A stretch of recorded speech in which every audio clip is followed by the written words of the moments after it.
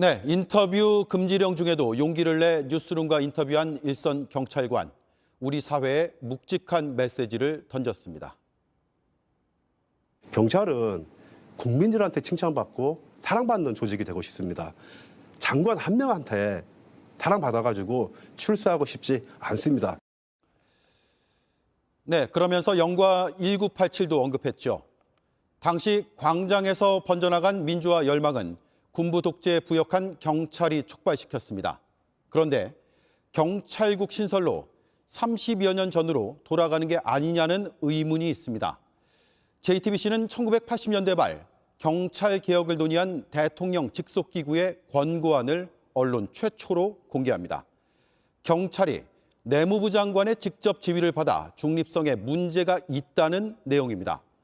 물론 그때와 지금을 동일선상에서 보긴 어렵지만 시사점은 분명히 있습니다.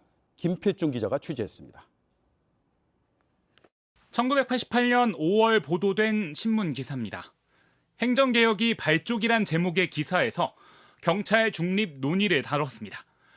행정개혁위는 과거 노태우 정권에서 경찰개혁 등을 논의하기 위해 만든 대통령 직속 자문기구입니다.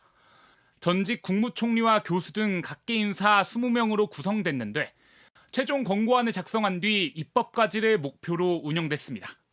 JTBC는 국가기록원을 통해 행정개혁위의 최종 권고안을 입수했습니다. 행정개혁위는 먼저 경찰의 중립성 보장 문제를 언급했습니다.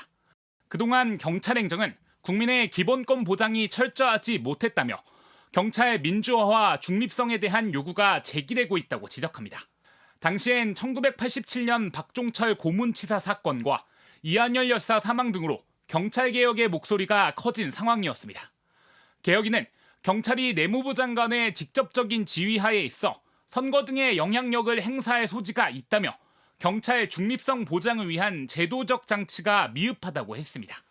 그러면서 경찰 인사와 예산을 담당하는 경찰위원회를 설치하고 경찰위원회 3국 기능을 경찰청에서 수행하도록 권고했습니다.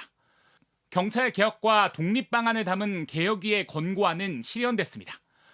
1990년 정부조직법이 바뀌어 내무부 장관의 업무에서 치안이 삭제됐고 이듬해 내무부 산하 치안보부가 떨어져 나와 경찰청으로 독립했습니다. 더불어민주당은 윤석열 정부가 이처럼 합법적인 개혁 절차를 걸쳐 이룩한 경찰 민주화를 퇴행시키고 있다며 경찰국 신설에 반발하고 있습니다.